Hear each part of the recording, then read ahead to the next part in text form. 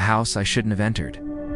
I don't know what pushed me to walk into that house that night. Maybe it was curiosity, maybe it was stupidity, or maybe something darker was pulling me in. I had passed by the place dozens of times before, its broken windows like hollow eyes staring at me, its roof sagging under years of neglect. People in town whispered about it, but no one dared to step inside.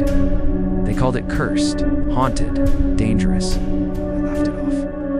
At least I did until the night I decided to see for myself. It was raining when I approached the gate. The iron bars were rusted and bent, as if something had forced its way in or maybe out. My flashlight flickered in the downpour, barely cutting through the darkness. I remember thinking that I could just peek inside, satisfy my curiosity, and leave. But as I pushed the gate open, it screeched like a dying animal, echoing through the empty street. My heart skipped a beat, but I told myself it was just old metal, nothing more. The front door hung crookedly on its hinges, one sharp kick away from falling. I stepped inside, my shoes sinking slightly into the damp wooden floor.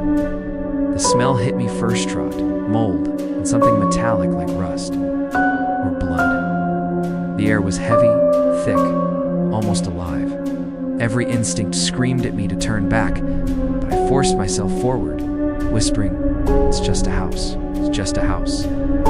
The beam of my flashlight swept across the room. Furniture was draped in dusty sheets, sagging as though the weight of years had pressed them down. A grandfather clock stood against the wall, frozen at 3:15. I tried not to notice that the clock pendulum twitched once, then stopped again. I moved deeper into the house, each step creaking like the floor was warning me. The walls were lined with faded wallpaper, peeling to reveal black stains beneath. I shined the light on the staircase. It rose into darkness like a throat swallowing itself. For a second, I thought I saw movement at the top, a shadow shifting.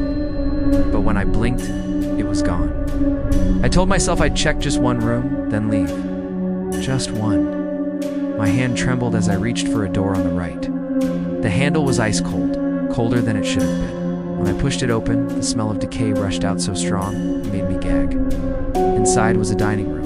The long wooden table still set with plates and silverware, all covered in thick layers of dust. Cobwebs stretched across the chairs like they'd been waiting for guests who never arrived. That's when I noticed something that made my skin crawl.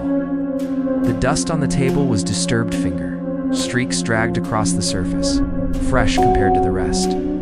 Someone or something had been here. I froze, holding my breath, listening. For a moment, all I heard was the rain hammering the roof. Then faintly, a sound, a whisper. It was so soft I thought I imagined it. But no, it came again, clearer this time. My name. I spun around, flashlight darting across the room. "Who's there?"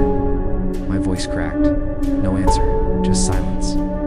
The kind that presses against your ears until you can hear your own heartbeat. I backed out of the room, never taking my eyes off the table. When I turned toward the staircase again, the air felt heavier, thicker. And then, I saw it. A figure standing at the top of the stairs. Not fully solid, not fully shadow. Its head tilted as though studying me. My flashlight flickered wildly, but in that broken light, I caught a glimpse of its face, or what should have been a face. It was blurred, stretched, like melted wax. My legs locked in place, couldn't move, couldn't breathe. The figure didn't come closer, but I felt it pulling me, daring me to climb the stairs. The whisper came again, louder this time, curling around me like smoke. My name. Suddenly, the grandfather clock in the other room chimed. Once, twice, 3 times. The sound boomed through the house, though the hands on its face never moved. The figure vanished with the 3rd chime, but the whisper didn't stop. That was when my flashlight died completely. I was swallowed in darkness. I panicked, fumbling for my phone to use its light. My fingers shook as I pulled it out, but the screen refused to turn on, no matter how many times I pressed the button. Dead. Just like the flashlight. The floor creaked above me, slow, deliberate steps. Something was moving upstairs. I couldn't think. Every instinct told me to run, to get out, but my body didn't obey. Then, from the corner of the darkness, I felt a cold breath against the back of my neck.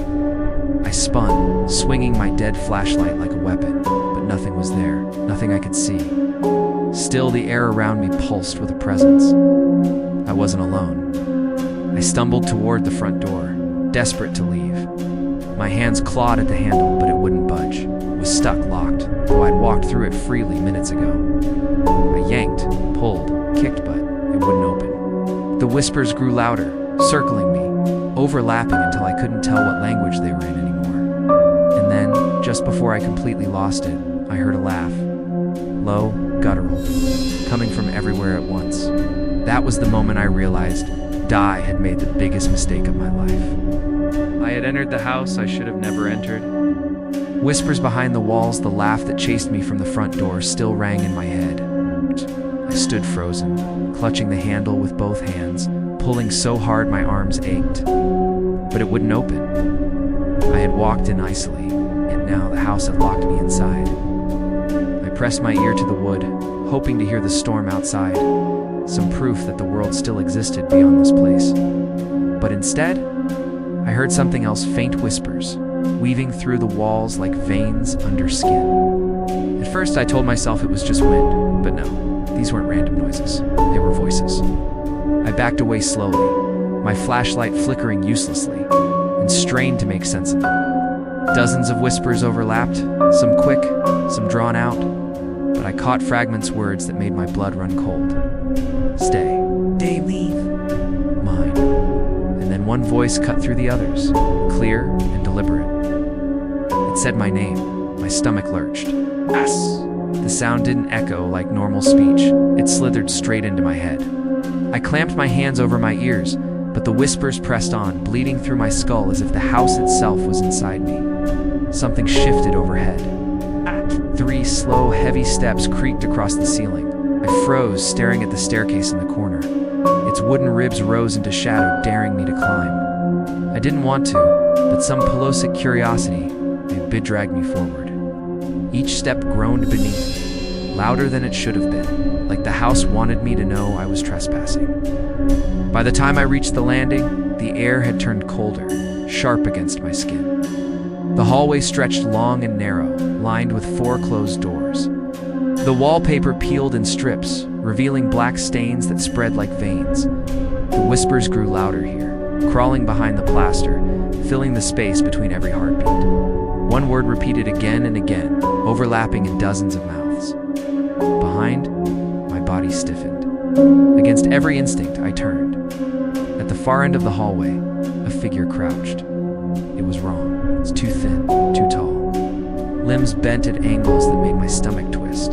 Its head tilted with unnatural jerks, like it was being yanked by invisible strings. The shadows hid its face, but I knew whatever was under there wasn't human. I stumbled backward, nearly tripping over my own feet, and grabbed the nearest doorknob. It rattled but gave way, and I hurled myself inside, slamming it shut behind me. The room was a bedroom, still furnished like someone had lived here years ago. The bed was neatly made, though the sheets were stained and brittle. A cracked mirror leaned against the dresser, splitting my reflection into jagged shards. I shouldn't have looked, but I did, and the face in the glass wasn't mine. The hollow-eyed reflection grinned too wide, lips curling in a silent laugh. Its mouth moved, forming words I couldn't hear, but I understood them all the same. Shouldn't have come here.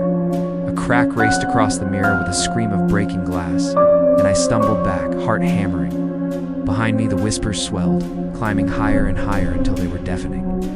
I screamed, pressing my hands to my ears, but it didn't matter. They weren't sounds anymore. They were inside me. Then, silence. Every muscle in my body trembled as I lowered my hands. My breath echoed in the stillness. I thought hoped it was over, until I heard it. The rattle of the bedroom doorknob. Once, twice. Then slowly, it began to turn. The shadow that knows my name, the bedroom door rattled, and I froze where I stood. My back pressed against the wall, my fists clenched so tight the useless flashlight dug into my palm. I didn't dare move, didn't dare breathe. The knob turned slowly, as if whoever or whatever stood on the other side wanted me to know it could come in whenever it pleased. Then it stopped. For a long moment, nothing happened. My ears throbbed with the silence. I almost convinced myself I'd imagined it when the whispers slithered back through the walls. This time, They didn't sound like dozens of voices. Just one, low, clear, right in my ear. It said my name. I yelped, stumbling forward away from the wall. The sound wasn't muffled like before, it was close. So close it felt like someone was leaning over my shoulder, lips brushing my skin. I swung the flashlight behind me, but there was only darkness. The mirror caught my attention again. Cracked, jagged, but now something else lingered in its reflection. Shadow, not mine. It moved behind me, though the room was empty when I turned. When I spun back toward the mirror, the shadow was closer. Its shape was wrong, too tall, shoulders hunched, head cocked at an unnatural angle. And though it had no face, I could feel it staring. Stop, I whispered, my voice trembling. Please stop. The cracked glass quivered, the shards vibrating as though the words had disturbed the air itself. Then the reflection leaned forward, but I hadn't moved. I stumbled back until my spine hit the bed frame. The mirror shadow tilted its head, mirroring me in the worst way possible. Slowly, it raised a hand. My stomach dropped when I realized it was beckoning. Come closer. The door rattled again, harder this time, shaking on its hinges. I tore my eyes away from the mirror and bolted for the far corner of the room. My breath came out in ragged gasps, my body trembling so violently I could barely hold myself upright. The whispers rose around me again, but now they weren't scattered or distant. They were focused, unified, all saying the same thing. See you. The bedroom light fixture above me swung wildly, as if shaken by invisible hands. The room stank of rot and dust. I squeezed my eyes shut, praying when I opened them the nightmare would dissolve. But when I forced them open, something stood in the corner opposite me, a shadow darker than the rest of the room. It didn't move at first, it just loomed there, impossibly tall, its edges shifting like smoke. Then it stepped forward. My breath hitched. The figure didn't touch the floor. It slid across it soundless, like a smear of ink stretching toward me. Stay away, I shouted, brandishing the dead flashlight like a weapon. It stopped only a few feet away and then leaned forward, bending lower and lower until its head hung inches from mine. A hollow voice poured out of the darkness, colder than anything I'd ever heard. It spoke my name. I dropped the flashlight.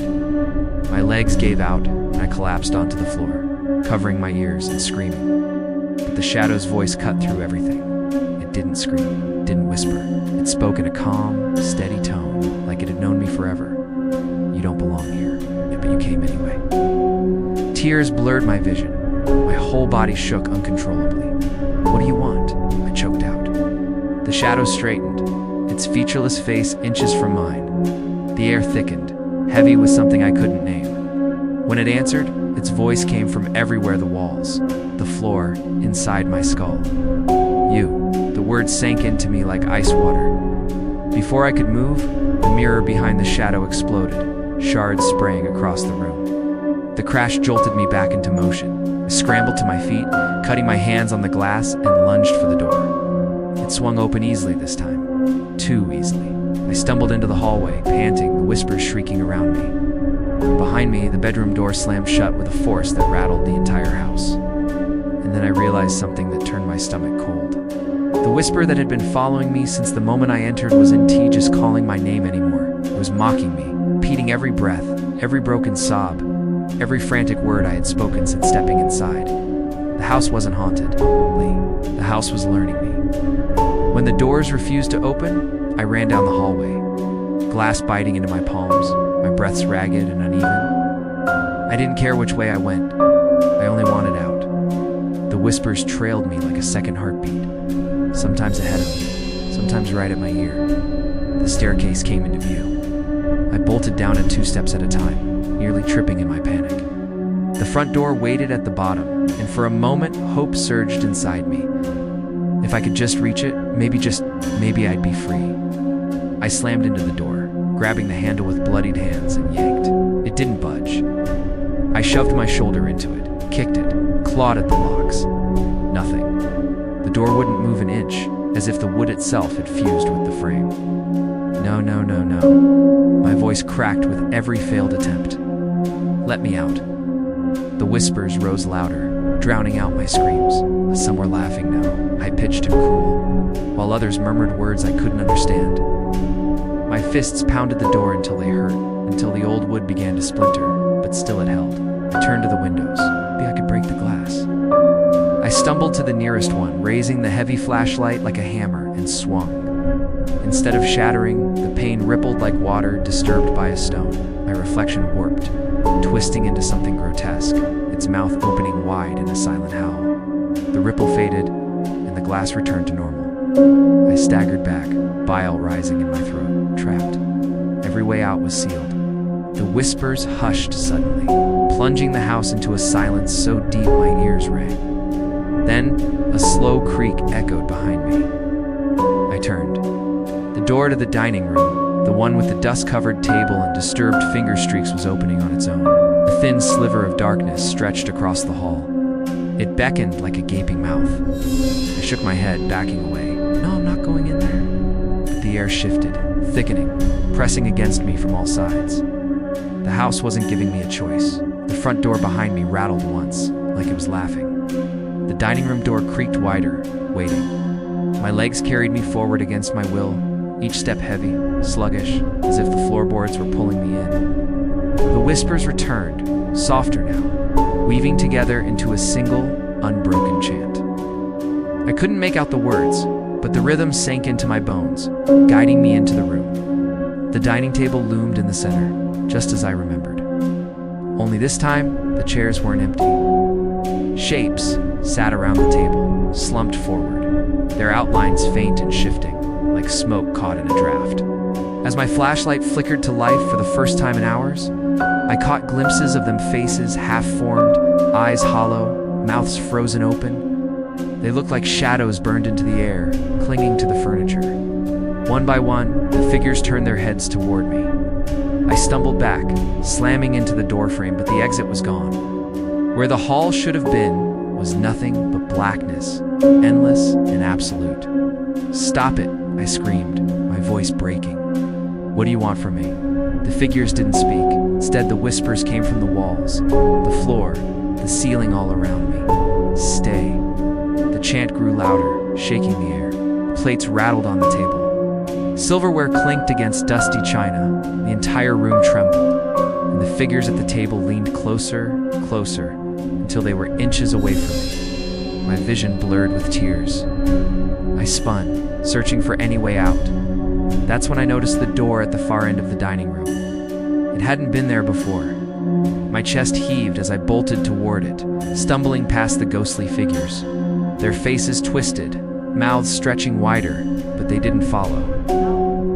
They only watched as I grabbed the handle and flung the door open. I expected another hallway, maybe another staircase. But what lay beyond froze me in place. A mirror, floor to ceiling, stretching across the entire frame, reflecting not the dining room behind me, but a different space altogether. A bedroom. My bedroom. The one I had left behind hours ago. I should have felt relief at the sight of something familiar, but instead my stomach dropped, because in the reflection, lying on my bed, was me. Not moving, not breathing, dead. The whispers surged, filling my head until I thought my skull would split apart. The door slammed shut behind me, sealing me in. I fell to my knees, hands over my ears, but the voices pressed in from every side. And in the reflection, the other me opened its eyes. The night I met the thing in the mirror at first, I thought my mind was playing tricks on me. I stared at the reflection of my bedroom, my own body lying on the bed like a discarded doll. The chest didn't rise, the eyes didn't blink. I was looking at a corpse, my corpse. But then, its eyelids fluttered open. I stumbled backward, slamming into the dining table. Dust flew up, choking me, but I couldn't tear my eyes away from the mirror. The reflection sat up slowly, every movement jerky and unnatural, like a marionette pulled by invisible strings. I whispered, "That's not me." But it looked exactly like me. The thing on the other side of the glass tilted its head, lips curling into a smile that stretched wider than my own face ever could. It pressed its hand to the inside of the mirror, palm flat against the glass. And the glass rippled, just like the window earlier. "No," I muttered, backing away. "No, you stay there." But my double didn't listen. It pressed harder, and the glass bulged outward, warping as if it were soft.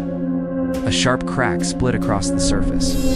I spun toward the door I'd come through, but it had vanished. The dining room was gone. There was only the mirror, filling every wall around me, reflecting endless versions of all of them smiling. The first crack spread into more. Shards rained down at my feet, but instead of breaking, they dissolved into black smoke. The air grew heavy, suffocating, and the whispers came again. Except this time, they weren't scattered voices.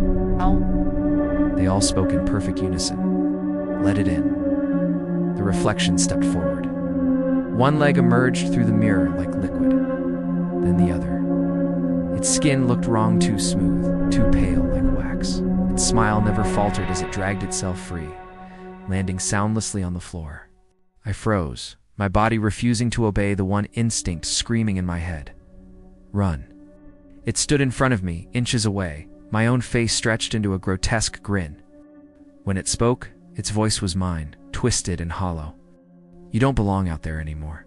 The sound of my own voice coming from that thing broke something inside me. I shoved the table at it, chairs screeching across the floor.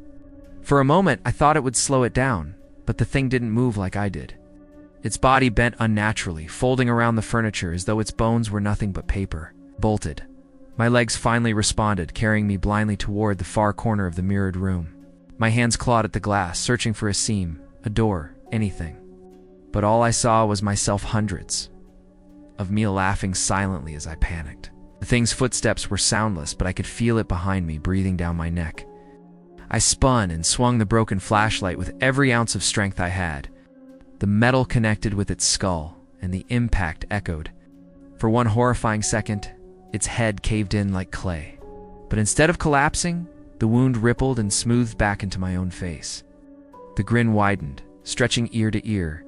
Hopelessness flooded me. There was no hurting it, no escaping it. Oh. It reached out, its fingers long and too many joints bending the wrong way. I pressed against the mirrored wall, desperate, when suddenly, one reflection didn't smile. One version of me in the glass looked terrified like me. Behind it was a door. I didn't think. I hurled myself at that reflection with everything I had. The glass shattered, and I crashed through into darkness. For a moment, there was nothing but falling. Cold wind rushed around me, the whispers shrieking louder and louder until they cut off all at once. I hit the floor hard, the breath knocked out of me. My palms stung with cuts, my body ached, but I was alive. Slowly, I opened my eyes. I wasn't in the mirror room anymore. I wasn't even in the dining room. I was back in the hallway. The house looked the same as before, faded wallpaper, closed doors, the staircase at the end. Except everything was darker, quieter, and the clock downstairs no longer said 3:15. It was 3:16. Time had moved. But then I heard it. A laugh. Low. Familiar. I spun toward the staircase, and my stomach dropped. Something was coming down the steps, and it looked exactly like me. Escaping? Or so I thought. The figure descended the staircase slowly, its footsteps heavy but deliberate. Each creak of the wood echoed in the silence, as if the house wanted me to hear every step. My chest tightened with dread. It was me. Not just a look-alike, not just a distorted reflection. This thing was me. Same face, same clothes, even the same cuts on its hands from the glass. But its grin stretched unnaturally wide, and its eyes, they weren't mine. They were black, bottomless. I staggered backward, my legs shaking. "Stay away from me," I croaked, though my voice sounded weak even to my own ears. The other me tilted its head just like the shadow creature upstairs had done and chuckled. Hearing my own laugh spill from its mouth was worse than any scream. "I told you," it said, my voice hollow, echoing through the hallway. "You don't belong here anymore." Then it lunged. I bolted down the hall, throwing open the first door I could grab. I stumbled into another room, dusty, windowless, suffocating. My eyes darted frantically, searching for another exit, but there was none. Behind me, the door creaked open. It was coming. I grabbed a wooden chair and smashed it against the wall, praying for some hidden passage, some weakness in the house. The wood splintered, but the wall stood firm, black stains spreading wider with each strike, as though the house was bleeding. The whispers returned, louder than ever. voices piling on top of one another, until they formed a single, overwhelming roar. I pressed my hands to my ears, but it didn't matter. The voices weren't around me anymore. They were inside me. My skull felt like it would split open. The door slammed shut on its own, and I spun around. The room plunged into darkness, my flashlight flickering once before dying completely. In the pitch black, I heard movement. Not footsteps, something dragging itself across the floor. Closer, closer. I fumbled in my pocket, pulling out my phone. Dead. Still dead. I shook it desperately, pressed the button over and over, and then miraculously the screen lit. For a single second, enough to show me its face. My face. Inches from mine. Grinning, I screamed and swung wildly, my fist connecting with nothing. The phone dropped from my hand and shattered on the floor. The light went out again. That's when the whisper stopped. In the silence, the air shifted, cold, empty. The weight pressing on me lifted for the first time since I stepped into this house. Had it gone? I crawled blindly toward the wall, my hands stinging as they scraped along the plaster. Then my fingers brushed something smooth. A knob. A door. My chest heaved as I twisted it. It opened without resistance, and light trail light spilled in. I tumbled forward, landing hard on wet grass. Rain pattered against my skin. Wind whipped through the trees. I was outside, scrambled to my feet and turned. The house loomed behind me, silent and still. Its broken windows nothing more than empty sockets. No whispers, no shadows. It's just a rotting shell. I wanted to believe it was over, that I had escaped. But something gnawed at me deep down. Something wasn't right. I stumbled home in the storm, every shadow on the road making me jump, every gust of wind sounding like whispers. By the time I reached my door, exhaustion crushed me. I fumbled for my keys, pushed inside, and collapsed on the couch. Safe. Finally safe. Or so I thought. Because when I looked up, I froze. The clock on my wall, my clock read 3:15, and from the hallway I heard it. My own voice, whispering my name,